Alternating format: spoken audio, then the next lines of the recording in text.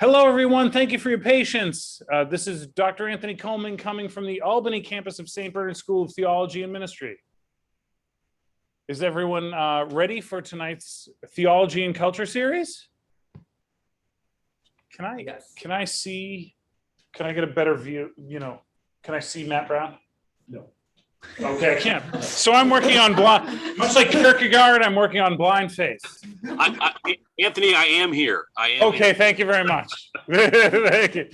You have the night of faith, you got to take that leap.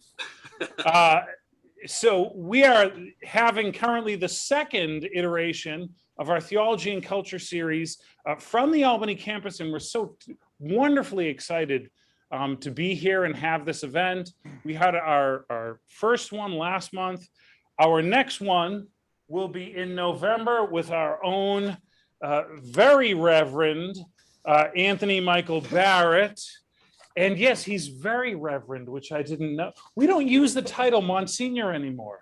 We used to. We don't. We just say Father, which will be coming to you remotely or here in our Albany campus on Wednesday, November 10th. And again, it's the same schedule for those attending via Zoom. It will be at 7 p.m. The talk is entitled The Eucharist, Source and Summit of Evangelization.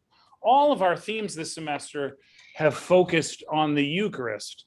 And we're so wonderfully excited to welcome, again, our own Father Sam Bellafiore towards a Eucharistic mysticism. So he will present quite shortly. After his presentation, we'll have time for some Q&A, and then we should end around 8 o'clock. Next slide. Oh, look at those handsome guys. Myself and my colleague, Dr. Marco Stango.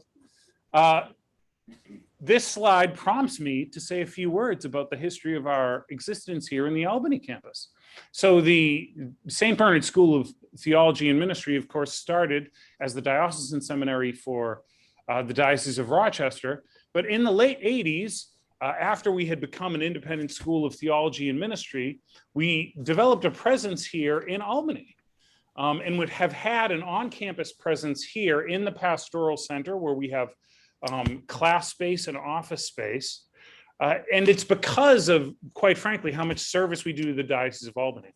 Not only do we have a significant amount of lay students, which is the vast majority of our student population, but we also, serve in the diaconate formation for the Diocese of Albany and in the seminary formation at the pre-theology level. So the seminarians here are at the House of Formation in downtown Albany, and they study philosophy first before they go off to major seminary, primarily with my good friend and colleague, Dr. Stango over here, the other, handsome guy on the right-hand side of the screen.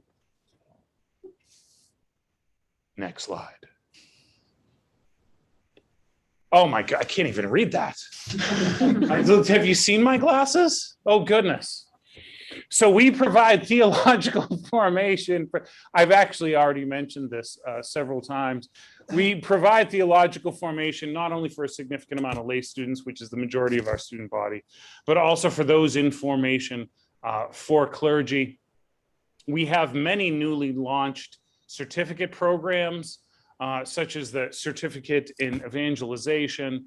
We have our master's degrees in theology, the Master of Arts in Pastoral Studies, the Master of Arts in Theological Studies, in addition to an MDiv degree and our philosophy degree, the Master of Arts in Catholic Philosophy, which is sort of unique amongst schools.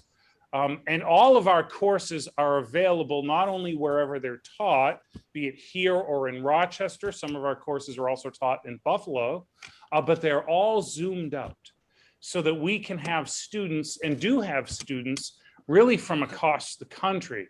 Our hope is that we not only provide information, but also formation. One of my wonderful theology professors used to say, theology is not about information, but transformation.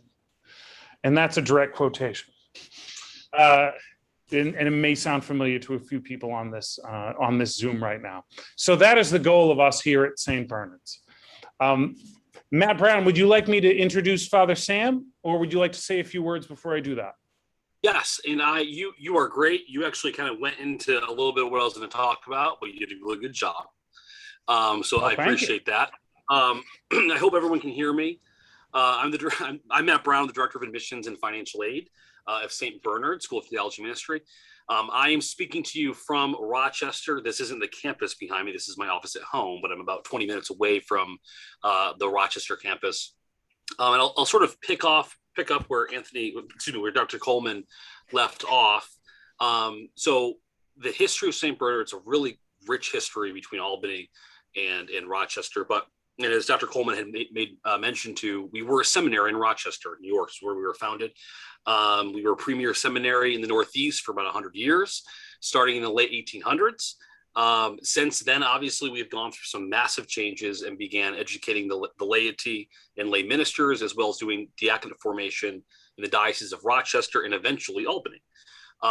It was actually Venerable Archbishop Sheen, you may have heard of him, who was the Bishop of Rochester, and he led on this effort for educating the laity after the Second Vatican Council.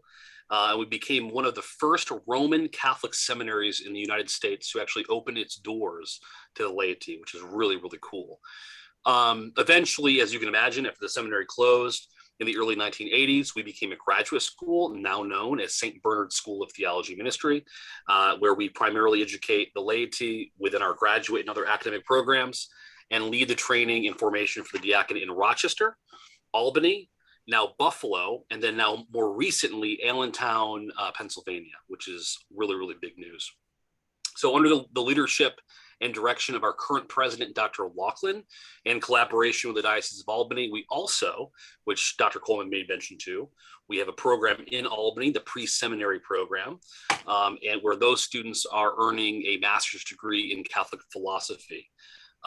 Which is one of the only ones in terms of Catholic philosophy in the country, which is really, really cool. Dr. Coleman too made mention to how folks take classes with us.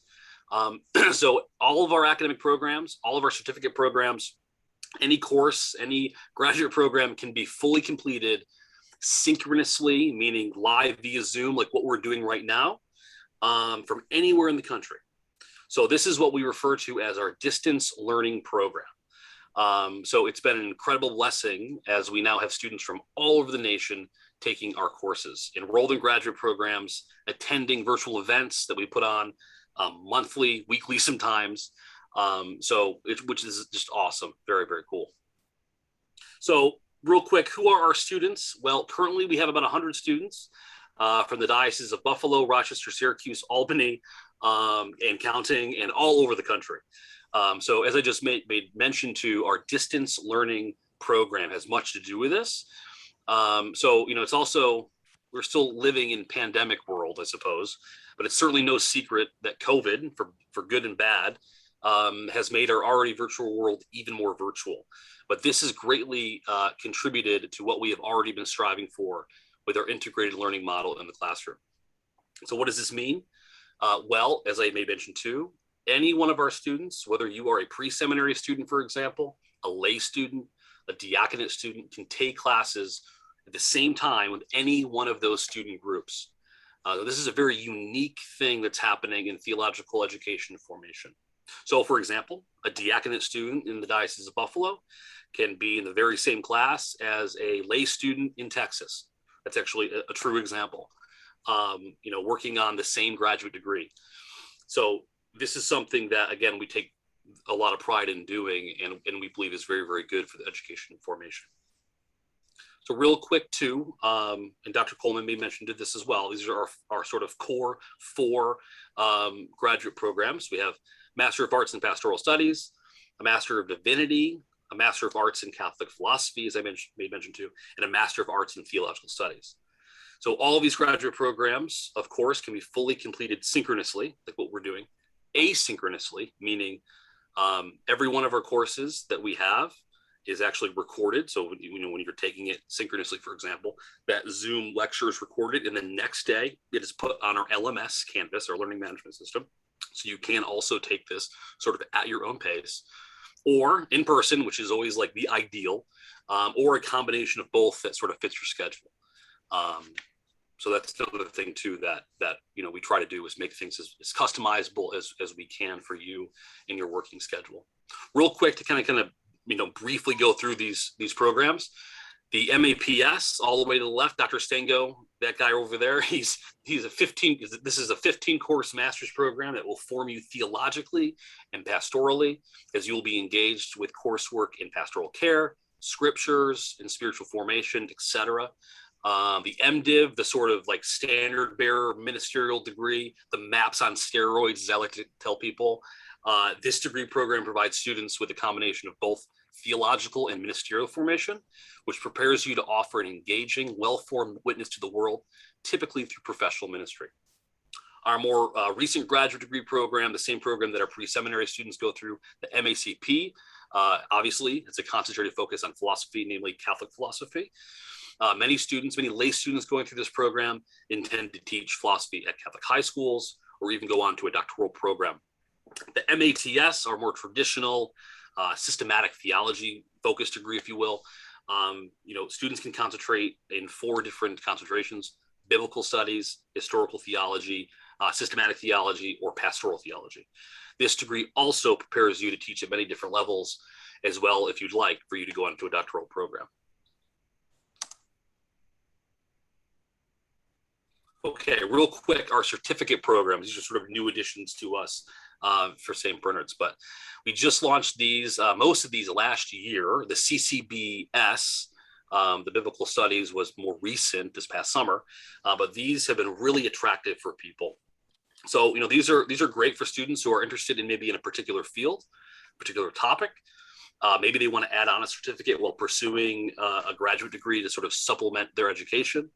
So we have certificates in Catholicism and Fine Arts, in catechetical leadership, in Catholic bioethics, Catholic philosophy, and Catholic biblical studies. So, and we also, this is not shown here, we also have another certificate program. It's sort of set up a bit differently, which is why it's not on this slide, but a certificate in evangelization, which is it's a brand new partnership between us and the St. John Society out on the West Coast in Oregon. A newer congregation founded in Argentina that is really focused on preaching the gospel. I don't know what happened to the slide here, but oops. Sorry, guys. Here we go. So many of these certificate programs, I think my internet's kind of going slow here. Many of these certificate programs, just so you know, are 4 or 5 classes in total. So you can kind of complete these quicker than you would a traditional graduate degree. Oh, geez. See, I like that view. I get to see everyone. Oh, see, there's Sister Pedro. Hi, Sister Pedro.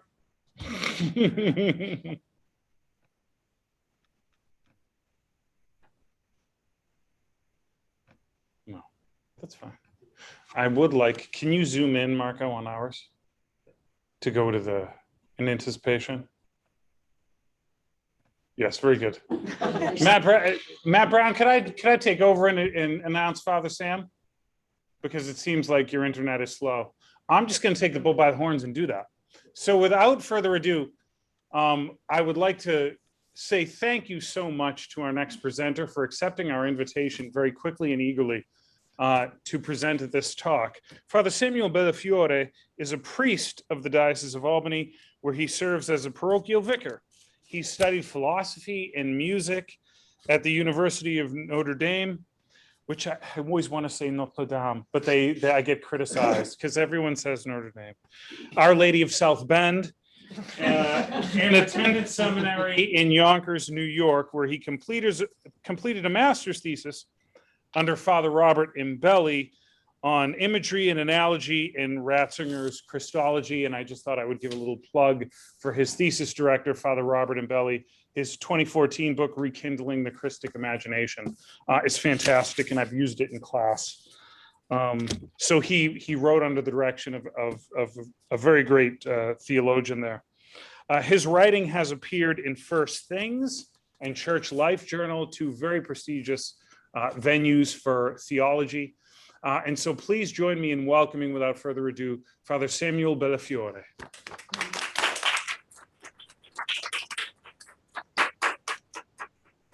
Good evening.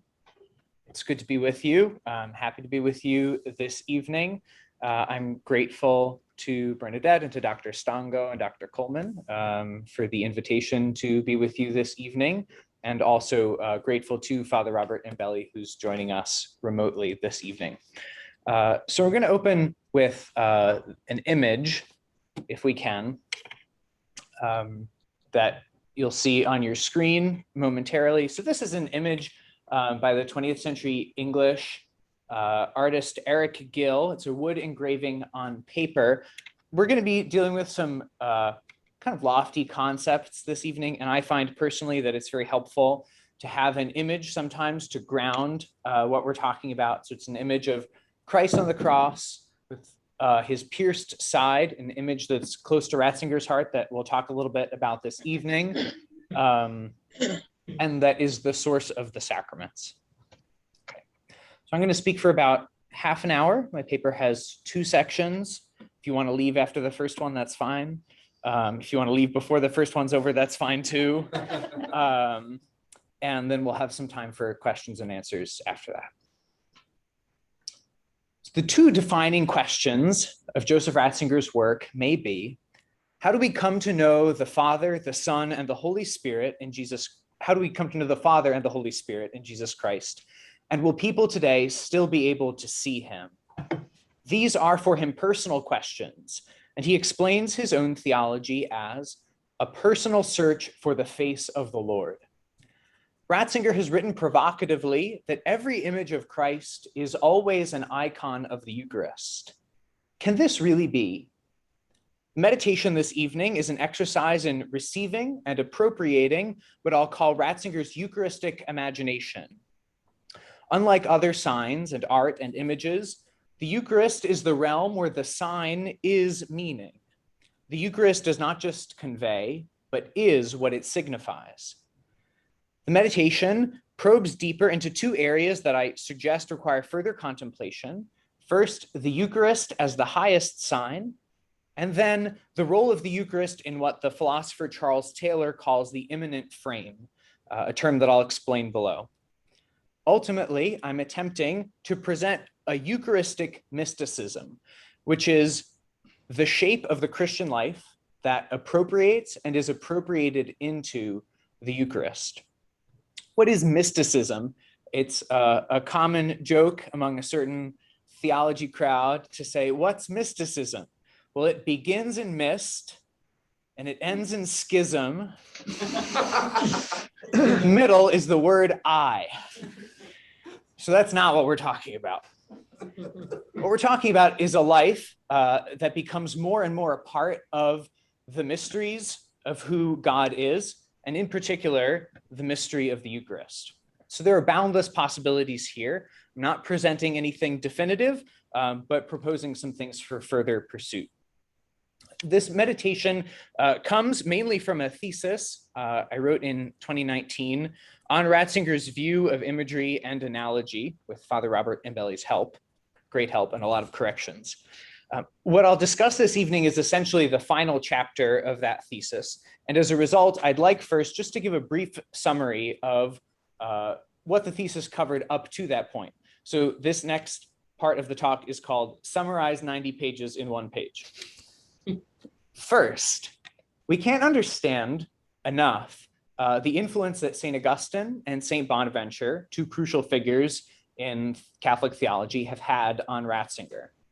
From them, Ratzinger learned a symbolic view of the universe in which the world is full of signs that image and communicate God, their creator, situated in the context of what Augustine calls signum, or a sign, and res, literally a thing, what a sign signifies or its meaning.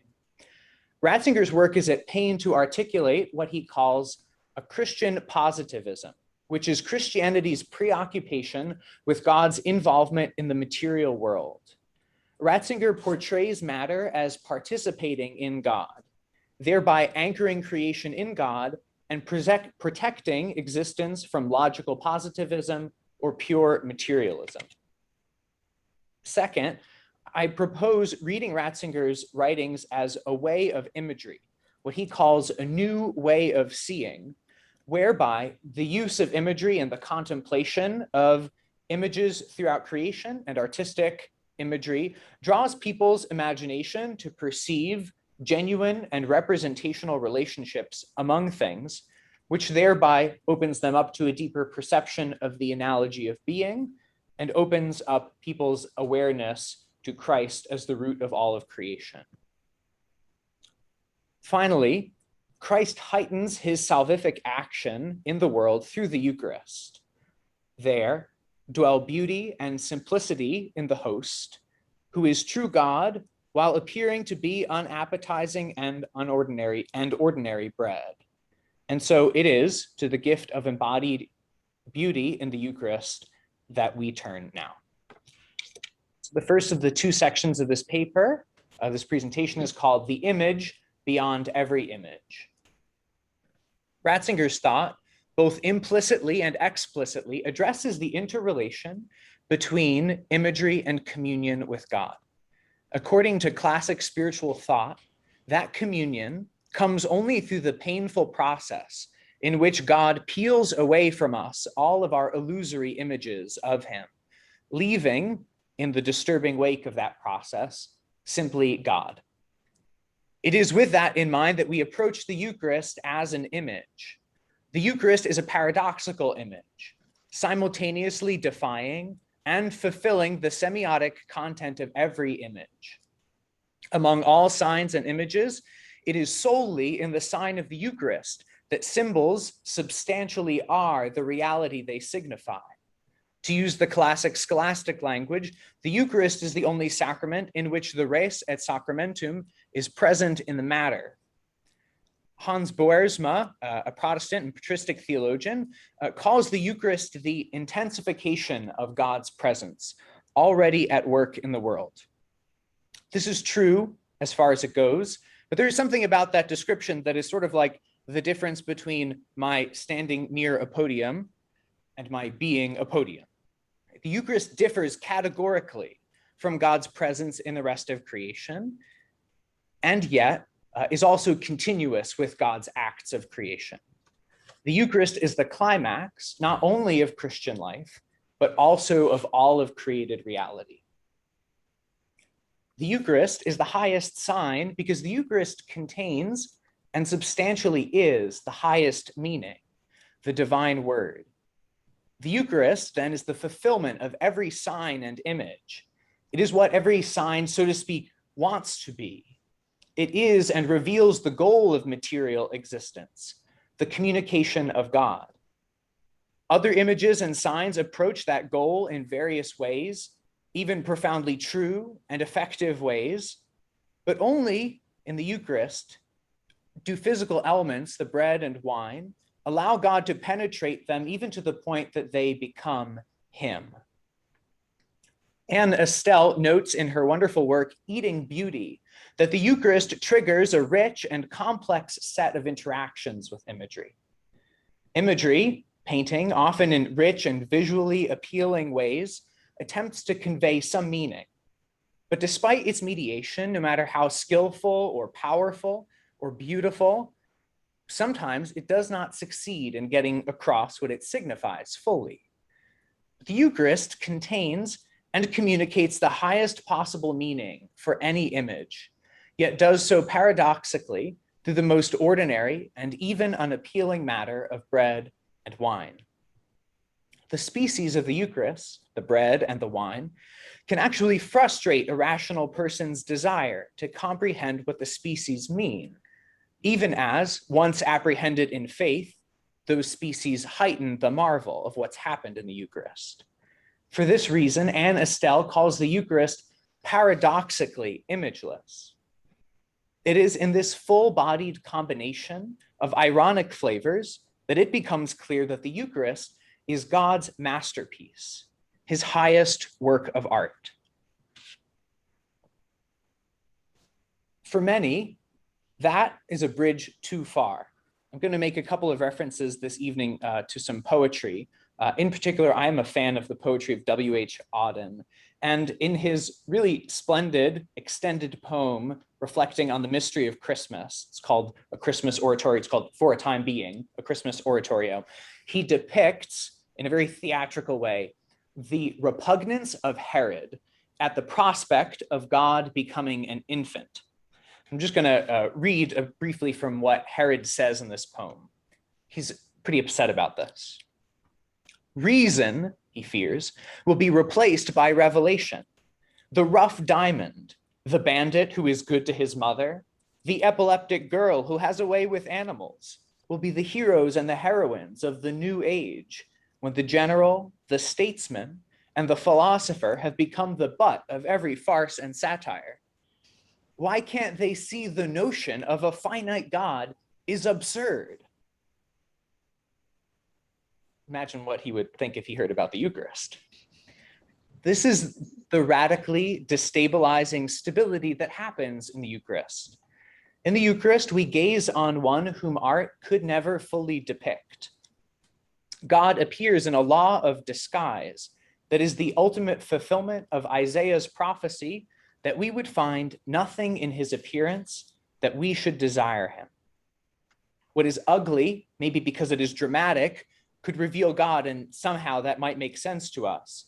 But the fact that God would make himself present through what is ordinary can seem impossible. In this way, the Eucharist, in using a theme from Ratzinger's theology, represents us vicariously. In the Eucharist, God entwines himself closely with his body, the church, and her human members. As God, he, Ratzinger uses this phrase, draws the creature man to himself, so that he himself is man, and draws the Eucharistic species to himself, such that they themselves are God enfleshed. By receiving the gift of the Eucharist, human beings begin to be transformed into God. Ratzinger claims that we must transform our I, entering into this we. It's a quote. This happens above all in the Eucharist. In the Eucharist, there is a new and unimaginably close identification that creates the church's identity. Looking on and receiving the body of Christ is what makes the church the body of Christ, enabling her to act in the world as God's representative. For this reason, in his book On the Way to Jesus Christ, Ratzinger refers to the Eucharist as the sacrament of transformations. He sees 5 transformations inherent in the Eucharist, beginning with the simply the most obvious, the transformation of bread and wine. But these culminate in the reality that the Eucharist forms us, Ratzinger says, with Christ and in him, one organism of self-giving, so that, thus formed, we are able to participate in Christ's transformation of creation. In the classical view, vision, looking on something, leads to knowledge, and knowledge fosters love. In the experience of gazing on the Eucharist physically, with sight and body, and interiorly through prayer, the Christian takes in the Eucharist before, during, and after receiving him. And this knowledge helps draw one closer to God. Receiving the Eucharist consummates this dynamic and fuels it, teaching Christians, forming them to live in self-emptying love with God and neighbor. God, the one that we receive in the Eucharist, is love.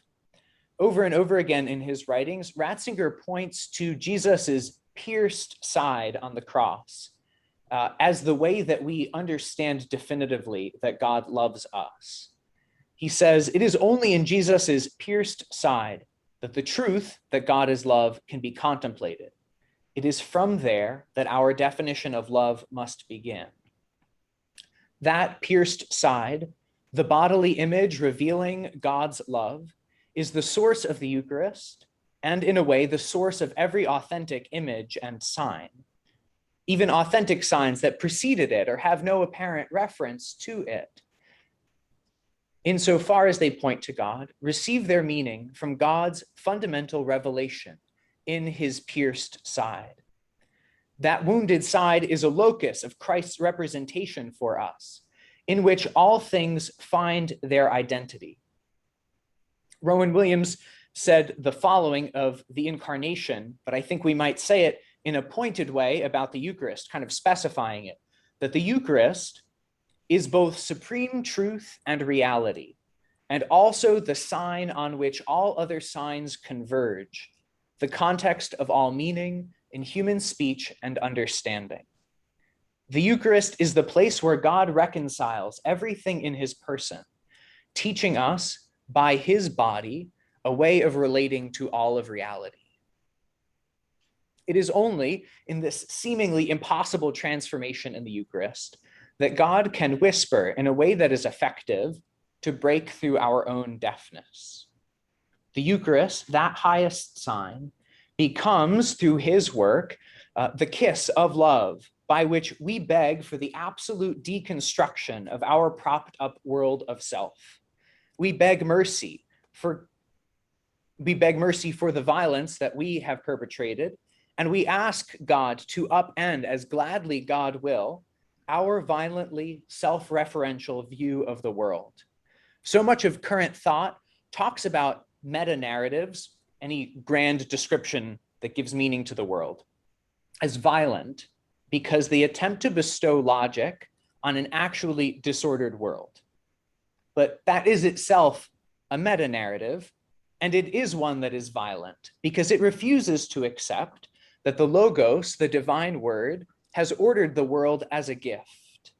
It attempts to transplant him from the heart of creation, making each of us the kings of our own little Herodian kingdom with ourselves at the center. And it is the beautiful and unsettling hiddenness of God in the sign of the Eucharist that is crafted by God to upend that. That's the end of the first section. Just pause for a moment, take a breath. It's a lot to contemplate. Okay, great break, next part. So the second section, I'm calling Latens Deitas, the Eucharist in the Imminent Frame. So this phrase, Latens Deitas, comes from a Eucharistic hymn by Thomas Aquinas. It starts, Adoro te devote, Latens Deitas, Godhead here in hiding, whom I do adore. So this phrase means hidden God or hidden deity, hidden Godhead. So in this section, I'm just going to speak a little bit about a particular philosophical concept called the imminent frame as a kind of description of what it means to live in the secular world and how I'm contending the Eucharist is a kind of answer to that, answer to the way that we tend to view the world. Ultimately, much of what Ratzinger has written about responds in one way or another to what a Canadian philosopher named Charles Taylor calls the imminent frame. I'm going to explain that a little bit more as we go along here, what that means. In the contemporary context, secularity, the secular world, or the secular vision, progressively narrows our own fields of vision, crowding out from our view of the world what is transcendent. The question, is this all there is, transmutes from just a little sneaking doubt we might have into a fundamental assumption of daily life. Under the dominion of this kind of vision, what happens is that our imaginations start to atrophy. They don't work as well. And we cease to conceive of a world that's deeper than what's immediately visible. What the world might mean and that God might be present in the world fades from people's conception of the universe. We might call a world where people are able to perceive that God may be there a sacramental view of the cosmos, We might call this other kind of more secular view a desacramentalized view of the cosmos. So I'd like to make 2 points in the remainder of the paper about the Eucharist in the imminent frame. So you just kind of picture like a sort of picture frame that human beings have built with the best hopes that if we kind of like build it somewhere in outer space or wherever was the last place Elon Musk landed, like God will keep God out there and then he won't come in here and we can stay by ourselves and have playtime. Right, so this is kind of what the imminent frame is. And what happens is that it gradually becomes more and more all-consuming so that people stop suspecting that we built this frame and that there's something outside of the frame. People think there's just whatever is underneath the frame. John Lennon's song Imagine is a good example of that, if you know that song. So 2 assertions that I'm going to make here. First, that this vision of the world, this imminent frame, is really the ultimate form of pride. And second, that the Eucharist is given to us right now in this imminent frame as a particular gift to teach us about presence. So first, the imminent frame, the secular view of the world, as the ultimate kind of pride. This frame, as Charles Taylor sees it and describes it, has gradually, and for the most part, begun to take over people's field of vision throughout the world. And as with all things in which human beings attempt to divinize themselves, to make themselves the center, this view systematically, increasingly, tends to turn out to be incoherent and violent. In this frame, what happens? Humanity gets what supposedly we always wanted: the demolition of the presence of other people around us and the total forgetfulness of others, such that we no longer owe any obligation to them. People already cannot remember that a few years ago, perhaps, they used to be more aware of others or gentler with them, perhaps even contemplative in their gaze toward others. This kind of forgetfulness is not the self-forgetfulness to which God invites us.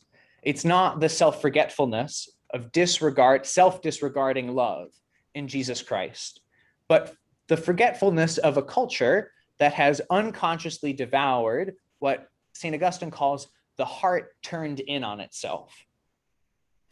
We live in an image-saturated culture, and the more and more that people are consuming images, the less capable they seem of deriving any sense of whether these images have meaning. And you want to read any news stories about Facebook, the more oppressive it can become for people to gaze on these images. So people are restless. Christianity, Ratzinger wants to argue, can help to clear out this bad air, but it can only do this from inside the modern world. People within the postmodern world who have all the kind of assumptions that come with the world that we're living in, they didn't actively deduce their worldview most of the time. It comes as a sort of inheritance, a path of least resistance from cultural surroundings as a form of experience. What Ratzinger would like to do is to use imagery and understanding to foster a new kind of experience that might breathe fresh and imaginative air into contemporary lungs to start to dispel the fog that creates the situation we live in. His imagery introduces the reader to question his or her natural assumptions about the natural order. The preceding centuries, intellectual trends, the last several hundred years, have tended more and more to view natural essences, realities, as unknowable or just non-existent. And so all the more, any God who might have created them. Into this situation, in the face of that apparent kind of despair, Ratzinger says this: every great reform in the church has in some way been linked to the rediscovery of the belief in the Lord's Eucharistic presence among his people. So what happens is that the Eucharist, when I use the phrase, when Charles Taylor uses the phrase imminent frame, imminent here means just close by, near. So we've tried to create this order of nearness that God can't enter, that he can't get into. But what does the Eucharist do? He out-immanentizes the imminent frame. In the Eucharist, God anticipates all of our attempts to cut ourselves off from him forever.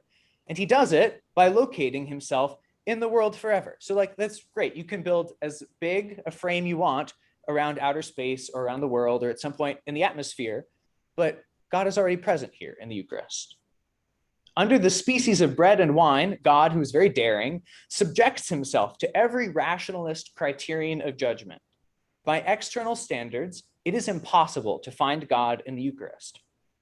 And God lets himself be subject to these standards, lets himself be completely unknowable noumenon, just appearance, under visible or essence, under visible phenomena, appearance. And in his bewildering love, precisely through it, through the apparently unknowable presence of God, he teaches us how to know the world, each other, and to know God as they really are. God breaks through the imminent frame by being constrained within it. According to the rules of the imminent frame, you cannot puncture or punch your way out. There's allegedly nothing outside the frame, and so it cannot be punctured at all. Yet God has been stealthily, lovingly, and gloriously present in it. I'm going to finish just by talking about the way that the Eucharist forms the church and the saints. God's willingness to live with us in the imminent frame has to teach the church how to live a Eucharistic life. The model given us in the Incarnation, Paschal Mystery, and Eucharist is of God's entering and inhabiting a space that is unwelcome.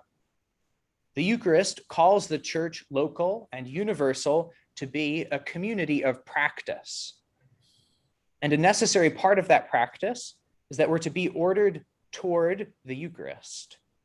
Authentic communities in the church have to be communities of Eucharistic contemplation. If the Eucharist is the source of a community's life, it will teach the church how to make herself at home in inhospitable places. This entails both reaching out to the peripheries and also remaining stably present in an inhospitable secular climate. I think those are two actions that often don't get linked. Excuse me, could you just repeat that? Yes, we have to both reach out to the peripheries, to margins, and also continue to be present in a stable way. The church, which is called to stand in for and to reveal God, must participate in Christ's reconciling ministry. The hymn in Colossians speaks of Christ as the image of the invisible God, the firstborn of all creation. That unifying love of God is the divine attribute that stands behind the universe in which we live. The saints, who are dear to Joseph Ratzinger's heart, are the people who have allowed themselves to be broken open in the Eucharist. Their lives are no longer the hell of little selves closed in on themselves, but the painful and joyful communion of being reconciled to God and his creation. The saints are the people who have recognized themselves and creation as signs of God, and in doing so, they become present to creation as God is to it. For this reason, Ratzinger has written, "For us who contemplate these figures, their way of acting and living is a de facto proof that things to come, the promise of Christ, are not only a reality that we await, but," and he uses this phrase intentionally here, "a real presence."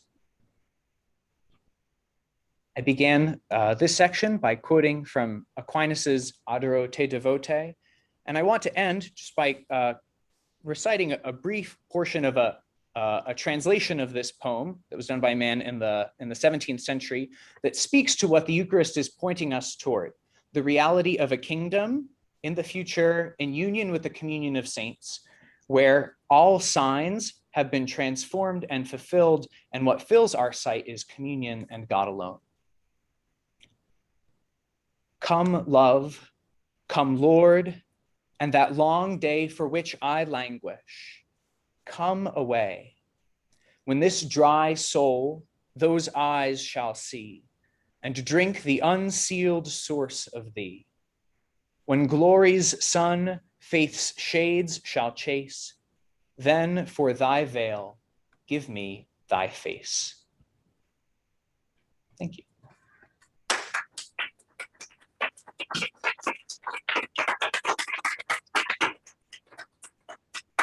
Thank you so much, Father Sam. I'm going to move into view, but ask you to stay there for our Q&A portion. And for our Q&A portion, not only we're going to take some questions here from the audience locally, but we would ask you to type in your questions in the chat function at the bottom of your screen. So if you look to the bottom of your screen and see the word chat, you can click on that and type in a question. And my faithful colleague, Dr. Marco Stengo, will be here fielding some of the chat questions that we can then ask of Father Sam. So let me begin by asking anyone here for questions of clarification, further depth, elaboration of our wonderful presenter here, Father Sam Bellafiore.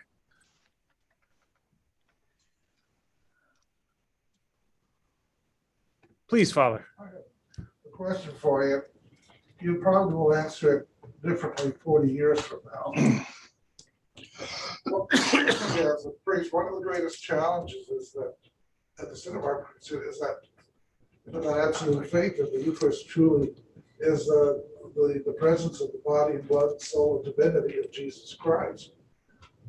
Just heard in the last couple of months saying that only 20% of practicing Catholics still believe it at this point. From your work, you see any approach to meeting, the challenge that those statistics place before? So the question locally was from Father, who said, well, recently we've gotten some data related to the fact that only 20% of Catholics in this country can recognize that the Eucharist is the body, blood, soul, and divinity of Christ. So what ways in which we can combat that sort of lack of knowledge and appreciation for the real presence of Christ in the Eucharist, Father Sam? Thanks for your small question, Father. So obviously I can't give a comprehensive answer to this. And like you said, the answer I give, God willing, a long time from now will be different from that. I guess what comes to mind is just one thing that I would focus on, which is that there are certain habits and predispositions in our life that prevent us from being aware of other people's presence, and especially from God's presence. So I think that, not to get on a hobby horse, there are some really destructive things about technology itself and the way we learn to be constantly stimulated and turned, while apparently looking at others, really turned in on ourself.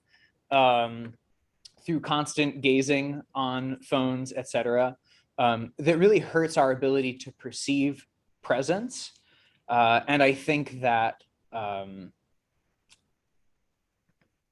people who live in a culture and in a frame of mind like that will have a very difficult time perceiving presence in the Eucharist. I've found in my own life that the times when I experience most clearly the reality of the Eucharist are times when I shut up and just stop talking and sit in front of the Eucharist. It's very easy to fill space with noise, but if we fill space with noise, we don't find out what's in the space. So everybody get rid of your phones and the statistics will get better. Dr. Stengo, do we have an online chat question? No, we don't. Okay, good. Then I can follow up. So do you think, Father, is it a question of technology or is it a question of content that comes through the technology? Yes. Here. Both and? Good Catholic answer. Hello, people on Zoom. Well, this is what I mean, right? How can we paint the technology with a broad brush? Right.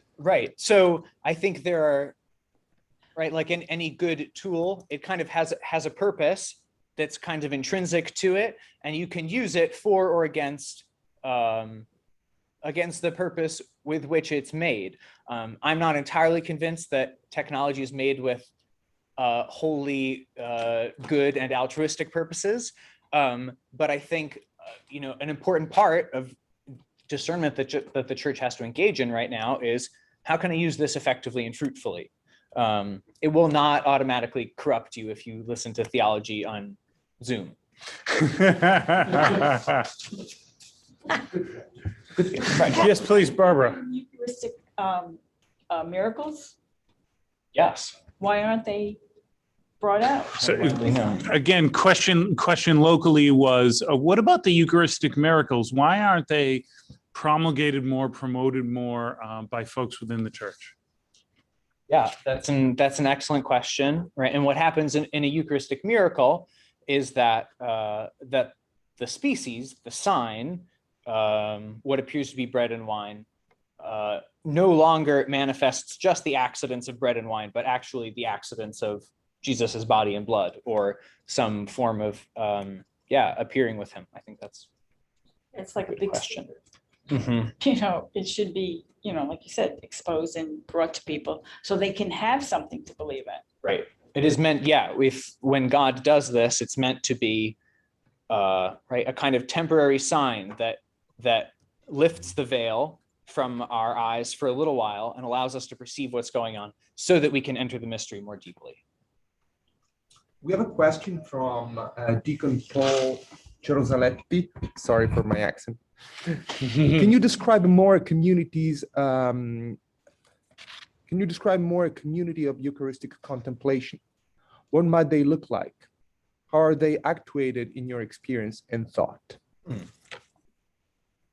There are a number that come to mind. One in particular that comes to my mind immediately is a community called Christ in the City, which is based in Denver, Colorado. So it's a community of young adult missionaries who work with the expansive homeless population in Denver, really not attempting to provide systematic ultimate solutions to homelessness, although I think that's important work, has its place, but really just through befriending people they know who are experiencing homelessness. And they do this regularly, routinely on a daily basis, but they do it from a place of also living communal lives of intentional, both vocal and silent prayer together. So I think these things have to be our prayer together and the emptying out in sacrificial love. They have to reinforce each other always. We have another question from the room next door from one of our seminarians. It's a beautiful question. It's no secret that much recent Catholic practice has dispensed with imagery and iconography. Look at many modern churches, for example. How would we say that such a situation affects our ability to discern the reality of signs, most especially the Eucharist? Would a situation of iconoclasm militate against Eucharistic faith? Great question. Whoever you are in the other room. Yes, it does. When not to put it too broadly, and I don't want to comment too much on one strain of architecture or another, but when everything you're surrounded with in life is blank, you will look at life like it is blank.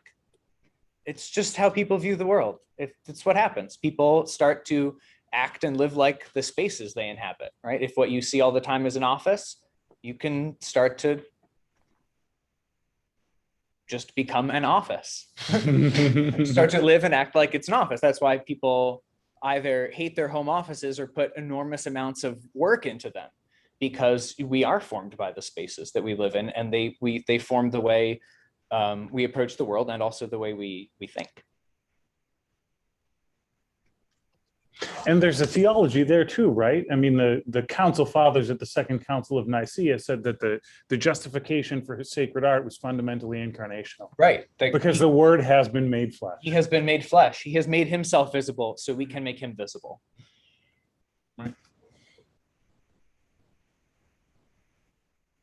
further questions for Father Samuel Bellafiore? I have a question. Last time I gave a talk a couple of weeks ago and Marco came on Zoom and he sent me a question that I never answered. I'm not going to ask you that question. No, it's thank you for your talk again. It's incredible. And I didn't know that passage from Ratzinger is beautiful.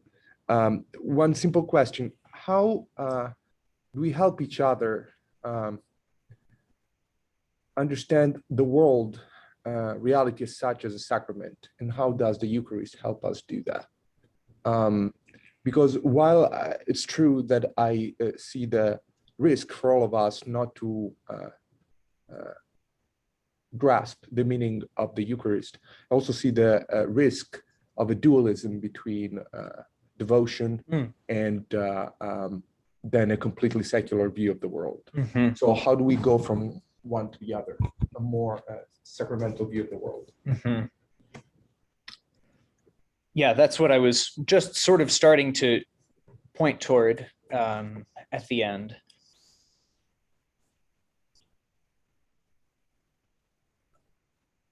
I think there's a certain, I don't know if I want to call it wisdom, maybe it is wisdom, something very natural and normal about the fact that lots of people my age who have not inhabited any of the, or inherited any of the kind of religious assumptions or practices that that we have, right, want to do all these things like make cheese or grind their own coffee and obsess over it, or have, you know, little microbreweries in their basement. And the appeal of practices like that is that you're actually, right, it's not McDonald's. You have to stop and look at the world, and the thing you're going to drink for 1 hour in a couple of months takes 6 months of work. And I think the people's kind of impulse toward those actions kind of bespeaks what's going on, that people are looking for this underlying sense that the world is meaningful, that it's ordered, that I can engage in a practice that I can become better at, and then also share with other people, because what you brew in your basement is meant to be shared with other people. So I think, you know, I don't know that sometimes I think that the only answer is to both to worship and to live, you know, an authentically human life outside of Mass, and then go back to Mass, and then go back to life. And with that, we'll say thank you so much, Father Samuel Bellafiore.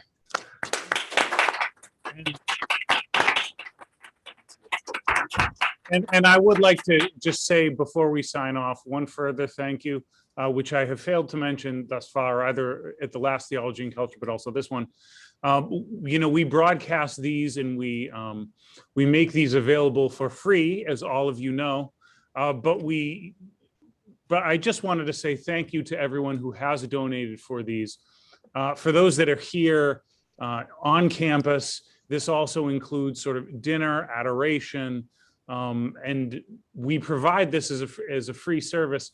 And I really mean that as service, because not only are we a school of theology and ministry, but because we're a school of theology and ministry, we feel a responsibility to serve the larger church and the greater community in which we live, and especially those where we have campuses. So I just wanted to say, on behalf of St. Bernard School of Theology and Ministry, thank you to all those who donated when they were registering for these events. For this event and the one previous and any to come, it really helps us serve our church and our community where we are. So thank you all out there for donating, and we look forward to seeing as many of you as possible, both here on campus and via Zoom at our next Theology and Culture on November 10th. Thank you very much. God bless.